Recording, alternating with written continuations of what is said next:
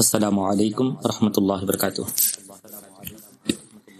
ہمارے ایک بھائی نے قربانی کے تعلق سے سوال کیا ہے کہ کیا ہم اپنے گزرے ہوئے بھائی کی طرف سے قربانی کر سکتے ہیں؟ یعنی ان کا سوال یہ ہے کہ کیا مردوں کی میت کی طرف سے قربانی کی جا سکتی ہے؟ محترم سامعین، دین کے اندر کوئی بھی ایک کام کرنا ہو ثواب کی نیت کے ساتھ تو اس کے لیے ضروری ہے کہ اس کے متعلق حکم ہم کو یا تو قرآن میں ملنا ہے، وہ حکم قرآن میں ملنا ہے، یا وہ قرآن جو اللہ کے نبی پر اترا وہ نبی ہم کو اس کے متعلق کوئی واضح رہنمائی دی ہو، تب چل کر ہم وہ کام کر سکتے ہیں۔ اگر قرآن میں اس کے متعلق حکم نہ ہو، نبی نے بھی اس کے متعلق کوئی حکم نہیں دیا ہو، تو وہ کام نہیں کرنا چاہیے، اس سے بچنا ضروری ہے، کیونکہ وہ دین کی بات نہیں۔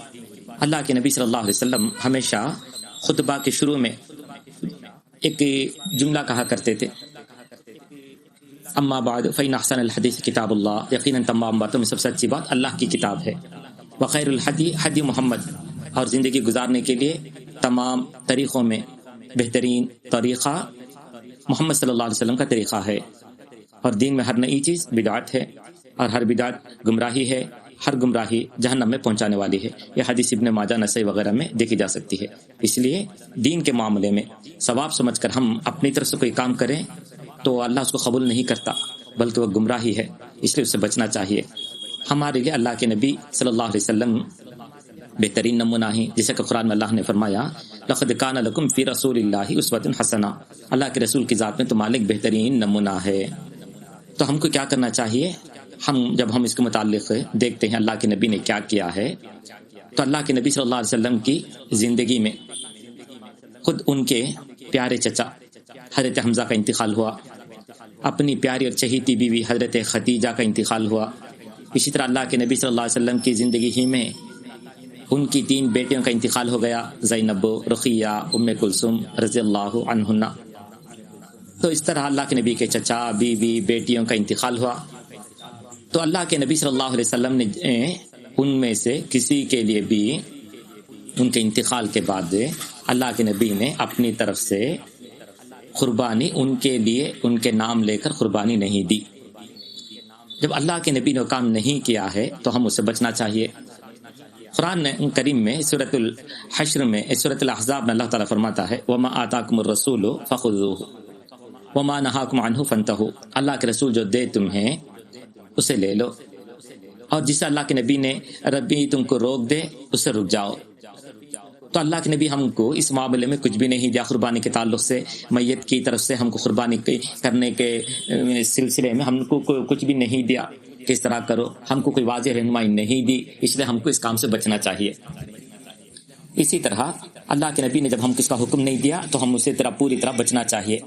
کم از کم دوسرا مرحلہ کیا ہے؟ دوسرا مرحلہ یہ ہے کہ اللہ کے نبی صلی اللہ علیہ وسلم کے پاس سے کوئی صحابی آ کر اللہ کے نبی سے سوال کیا ہو کہ اللہ کے نبی مجھے اجازت دیجیے کہ میں اپنی طرف سے میں اپنے والدین کے لیے یا مرحوم دادا کے لیے یا کسی اور کے لیے میں قربانی کرنا چاہتا ہوں، قربانی کے جانور میں ان کو بھی شریک بنانا چاہتا ہوں، یا ان کی طرف سے ایک الگ مستقل جانور قربانی کرنا چاہتا ہوں۔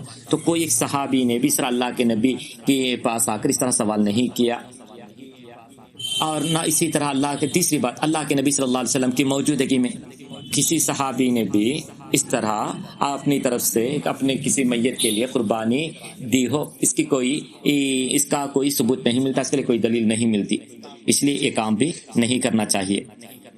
میرے محترم دوستو، اسی طرح کا اور بات بھی ہے، ہم جو قربانی دیتے ہیں نا، وہ کیوں دیتے ہیں؟ دینے کی وجہ یہ ہے کہ اللہ تعالی ہمارے دل کی کیفیت دیکھنا چاہتا ہے کہ اللہ کا حکم ہے تو کرتے ہیں یا نہیں، یعنی دوسرے الفاظ میں کہنا ہے تو ہماری دل کی کیفیت تقویٰ کو دیکھنا چاہتا ہے۔ قرآن کریم میں اللہ تبارک و تعالیٰ سورہ حج سورۃ نمبر 22 کی آیت نمبر 37 30 میں فرماتا ہے لن ینال اللہ لحومہا ولا دماؤہا ولکن ینالہ التقویٰ منکم، لوگو تم جو جانور قربانی کرتے ہو تو اس کا گوشت اللہ کو نہیں پہنچتا. لن ینال اللہ لحومھا، اس کے گوشت اللہ کو نہیں پہنچتا. ہم خود آنکھوں سے دیکھتے ہیں، اس کو کاٹ کر ہم لوگ کھا جاتے ہیں، دوسروں کو دیتے ہیں، غریبوں کو جو ہے صدقہ کر دیتے ہیں، تو ہم لوگ کھا جاتے ہیں. ولا دماؤھا، اور نہ اس کا خون اللہ کو پہنچتا ہے، وہ بھی ہم اپنا آنکھوں سے دیکھتے ہیں، ذبح کرتے ہیں، خون جو ہے نیچے گر کر بہہ کر جو ہے نالی میں چلا جاتا ہے، تو وہ بھی اللہ کو نہیں پہنچتا. تو کیا پہنچتا ہے اللہ کو؟ وَلَٰكِن يَنَالُهُ التَّقْوَىٰ مِنكُمْ، اللہ تعالیٰ نے فرمایا تو پہنچتا ہے اللہ کو تمہارے طرف سے، تمہارے دل میں جو اللہ سے ڈرنے کی جو کیفیت ہے، نافرمانی سے بچنے کی جو کیفیت ہے، یہ کیفیت، یہ تقویٰ ہی اللہ کو پہنچتا ہے. تو قربانی کے ذریعے اللہ تعالیٰ کو ہمارا تقویٰ پہنچتا ہے. تو اللہ تعالیٰ قرآن میں کہتے ہیں کہ تمہارا تقویٰ پہنچتا ہے. اللہ تعالیٰ تم کر کس کو کہتا ہے؟ ہم لوگوں سے جو زندہ ہیں، زندوں سے دیکھ کر کہتا ہے تمہارا تقویٰ پہنچتا ہے. تو اس سے معلوم ہے جو لوگ زندہ نہیں ہیں ان کے بارے میں بات ہی نہیں ہے. تو زندوں کے بعد تعلق سے اللہ یہ حکم دیتا ہے کہ تم لوگ قربانی کرو. تو اور اس کا فائدہ کیا ہوگا؟ تمہارا تقویٰ اللہ کو پہنچتا ہے. تو جس طرح زندہ آدمی نماز پڑھے گا، روزہ رکھے گا، حج کرے گا، مردہ آدمی نہ نماز پڑھتا ہے، نہ روزہ رکھتا ہے، نہ زکوٰۃ دیتا ہے، نہ قرآن کی تلاوت کرتا ہے، کچھ بھی نہیں. تو اسی طرح یہاں جو قربانی بھی وہ مردوں کی طرف سے، میت کی طرف سے نہیں ہے، اور یہ آیت میں اس کے بارے میں ذکر بھی نہیں ہے. تو پہنچتا ہے تو کیا؟ قربان میت کی طرف سے، زندوں کی طرف سے ان کی دل کی کیفیت یعنی تقویٰ پہنچتا ہے.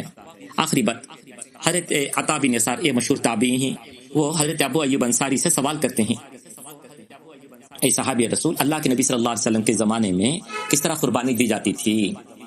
تو حضرت ابو ایوب انصاری رضی اللہ عنہ کہتے ہیں کان الرجل فی عہد رسول اللہ صلی اللہ علیہ وسلم یضحی بالشاۃ عنہ وعن اہل بیتہ. تو حضرت ابو ایوب انصاری کہتے ہیں کہ اللہ کے رسول صلی اللہ علیہ وسلم کے زمانے میں آدمی جو ہے اپنی طرف سے بھی، اپنے گھر والوں کی طرف سے بھی صرف وہ یہ ایک بکری یا ایک بکرا جو ہے قربانی کرتا تھا. ایک بکرے کا قربانی، ایک بکرے کی قربانی دیتا تھا. تو یہ ایک بکرا میں پورے لوگ آ جاتے تھے، پورے گھر والوں کی طرف سے ایک بکرا. تو اور یہ حدیث جو ہے ترمذی کے اندر دیکھی جا سکتی ہے، 1505 میں دیکھی جا سکتی ہے.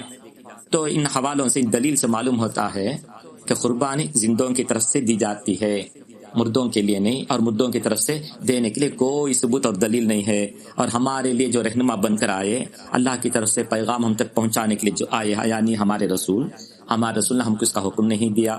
اللہ کے رسول کی زندگی میں اس طرح کسی نے بھی، اللہ کے نبی سے کسی صحابی نے بھی اجازت نہیں مانگی، اور اللہ کے نبی نے اس طرح کسی کی اجازت بھی نہیں دی. ایک لفظ میں کہنا ہے تو اس کے بارے میں حکم نہیں ہے. جب حکم نہیں ہے تو وہ کام دین میں نہیں کرنا چاہیے. اللہ تبارک و تعالی ہم سب کو حقیقت سمجھنے کی توفیق عطا فرمائے. السلام علیکم.